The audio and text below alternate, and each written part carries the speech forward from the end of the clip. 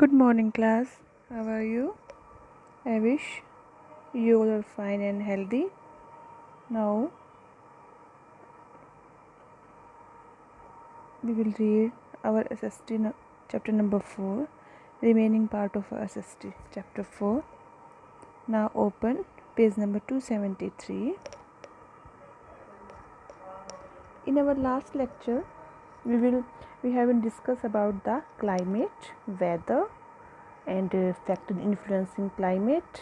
Okay, and now in this lecture we will discuss about the differentiate. We will differentiate between weather and climate. Now let us discuss differentiate between weather and climate. Now, weather is the atmospheric condition of a place. Weather is the atmospheric condition of a place for a short period of time, such as a day. जैसे मैंने पीछे बताया था ना बच्चे कि weather short period of time के लिए होता है. Atmosphere on the other hand climate is the atmospheric condition of a place for a long period of a time, such as 10 years. जो वेदर, जो मौसम पिछले मीन्स कम से कम 10 सालों से चल रहा है, वो वहाँ की जलवायु बन जाता है. एटमॉस्फेरिक कंडीशन, जो उनका वातावरण की कंडीशन है, वो वहाँ की जलवायु बन जाता है. बहुत ही लॉन्ग पीरियड से चलता आ रहा है जो वो सिचुएशन, एटमॉस्फेरिक कंडीशन, वो वहाँ की क्लाइमेट बन जाता है. Weather include rain, sunshine, wind, hail and snow. Weather में क्या क्या इंक्लूड है? रेन, सनशाइन, रेन जो वर्षा है हमारी, सनशाइन जो सूर्य की किरणें हैं, सूर्य का जो प्रकाश है, हवा, हेल एंड स्नो, ओलावृष्टि और स्नो, और जो बर्फबारी वगैरह होती है. On the other hand climate deals with the temperature. Precipitation and humidity. Temperature, climate में क्या क्या आता है? टेम्परेचर आता है, और जो वर्षण होता है हमारा वो आता है, एंड ह्यूमिडिटी और नमी आती है. Weather can be forecast using meteorological data. Weather को कैसे हम फोरकास्ट करते हैं? Using meteorological data. और क्लाइमेट को फोरकास्ट करने के लिए हम जो studying weather statistics for long period, जो हम लंबे समय से जो डाटा, जो आंकड़े हम मौसम के हमारे पास होते हैं, उनसे हम जलवायु का पता लगाते हैं. ठीक है. और meteorologist study and forecast weather. Meteorologist जो हमारे होते हैं वो वेदर को फोरकास्ट करने के लिए होते हैं, वेदर की स्टडी करने के लिए होते हैं. ऑन द अदर हैंड जो climatologist study and forecast climate, जो क्लाइमेट को फोरकास्ट करते हैं वो क्लाइमेटोलॉजिस्ट करते हैं, और जो वेदर को वो मेट्रोलॉजिस्ट करते हैं. Now climatic zone. जैसे हमें पता है कि जो इक्वेटर है वो इसको, जैसे ये इक्वेटर है ना हमारा, ये बीच के जो मेन जो हमारा पार्ट में डिवाइड करता है. ठीक है.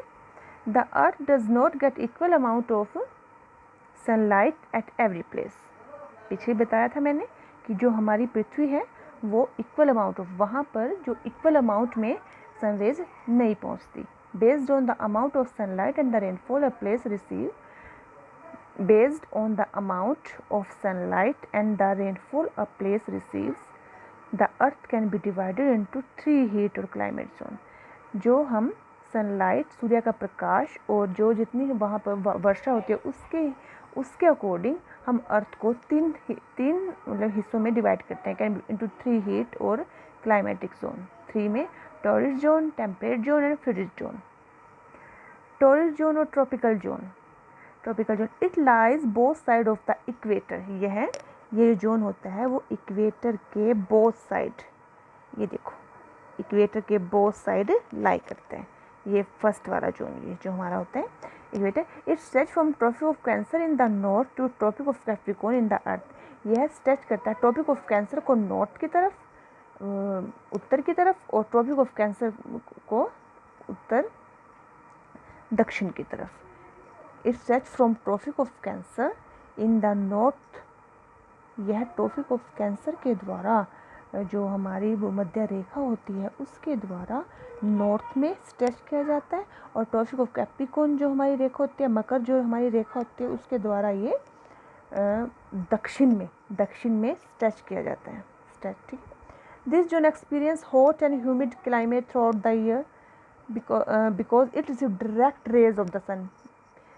पीछे भी हमने इस बारे में डिस्कस किया था, जिस एरिया पे जहाँ पे सूर्य की किरणें डायरेक्ट पड़ती हैं, डायरेक्ट बिल्कुल छोटे थोड़ा एरिया में पड़ती हैं डायरेक्ट, पर बिल्कुल सीधी पड़ती है, वहाँ वो बहुत ज़्यादा हीटिंग जोन होता है, hot experience. This zone experience hot and humid climate. नमी भी वहाँ बहुत होती है और हॉट भी वो एरिया बहुत रहता है, क्योंकि वहाँ सूर्य की किरणें बिल्कुल सीधे पड़ती हैं, डायरेक्ट पड़ती हैं, और डायरेक्ट पड़ने की वजह से कम जगह पे पड़ती हैं, कम जगह ज़्यादा गर्म हो जाती है। फिर our country India lies in this zone. हमारी जो कंट्री है, जो हमारी इंडिया कंट्री है, वो इस जोन पे लाई करती है। यहाँ सूर्य की किरणें बिल्कुल सीधी होती हैं, सीधी पड़ने की वजह से कम स्पेस पे पड़ती हैं, कम स्पेस की वजह से वो स्पेस ज़्यादा गर्म होता है, हॉट होता है। Okay, now next zone, temperate zone. Temperate zone, it is situated between the torrid and the frigid zone. यह टेम्परेट जोन कहाँ पे सिचुएशन होता है, जो हमारा टॉरिड जोन है, टॉरिड जोन और फ्रिजिड जोन के बीच में, इन बोथ द हेमिस्फेयर, उनके दोनों अर्धव्यासों पे ये जोन स्थित होता है। It extend from the tropic of cancer to the arctic circle in the northern hemisphere. जो नॉर्थन हेमिस्फेयर होता है हमारा उत्तरी भाग होता है हमारा उत्तरी, उसमें ये ट्रॉपिक ऑफ कैंसर कर्क रेखा के द्वारा एक्सटेंड किया जाता है, बढ़ाया जाता है।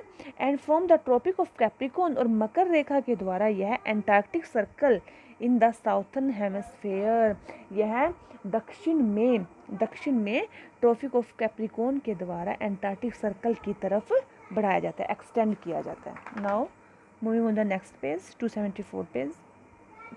Now, this zone is neither too hot or not too cold. ये जो इन जोन्स में जो एरिया आता है वो ना तो ज़्यादा गर्म होता है और ना ज़्यादा ठंडा होता है। Countries such as USA, Japan, New Zealand lies in this zone. इस जोन में कौन कौन सी कंट्रीज आती हैं? USA, Japan and New Zealand. Now frigid zone, this zone covered the region between the Arctic Circle and the Northern Pole in the Northern Hemisphere. यह area कहाँ लाई करता है?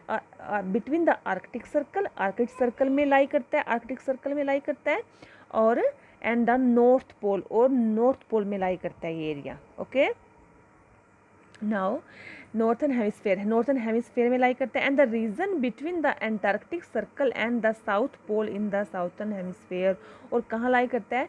रीजन और इसका क्षेत्र होता है बिटवीन एंटार्क्टिक सर्कल के बीच में होता है, एंड द साउथ पोल, और जो साउथ पोल होता है हमारा, जो दक्षिणी भाग होता है हमारा, उसमें साउथर्न हेमिस्फेयर में साउथ की तरफ जो हेमिस्फेयर होता है हमारा, अर्धगोला का जो भाग होता है, उसमें लाई करता है।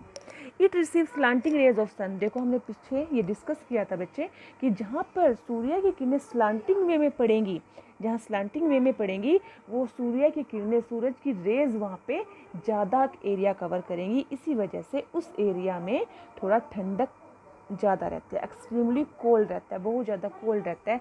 सूरज की किरणें तिरछी पड़ने की वजह से वो सूरज की किरणें ज़्यादा एरिया को कवर करती हैं, इसकी वजह से वो area too cold, extremely cold रहता है।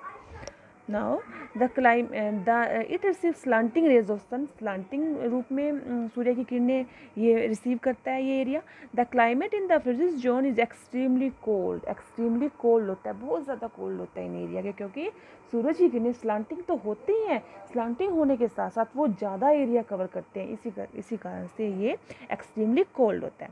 Iceland, Finland, Norway are some countries that lie in this zone. जो इस जोन में आती हैं वो countries the Iceland, Finland and Norway. Okay, now it is complete. Now we have completed our 4th chapter. Now let us discuss about the recap of the chapter. Okay, now इसमें हमने chapter में क्या क्या किया? देखो बच्चों, weather पढ़ा, climate के बारे में पढ़ा, सनशाइन के बारे में पढ़ा, रेन के बारे में पढ़ा, फ्लड के बारे में पढ़ा, flood elements of weather, weather के एलिमेंट्स के बारे में पढ़ा, और क्या पढ़ा, जो हमारे एटमॉस्फेयर को हमारे जो इन्फ्लुएंस करते हैं, प्रभावित करते हैं, उसके बारे में पढ़ा हमने। और किसके विषय में पढ़ा हमने इसमें, सनलाइट के बारे में पढ़ा, क्योंकि जहाँ सनलाइट जैसे हमारे जो अर्थ है उसके 3 जोन्स के बारे में पढ़ा, torrid zone, temperate zone and frigid zone. Okay, now this is our chapter number 4 completed. Now in our tomorrow class we will start our chapter number 5. Okay, thank you and God bless you beta.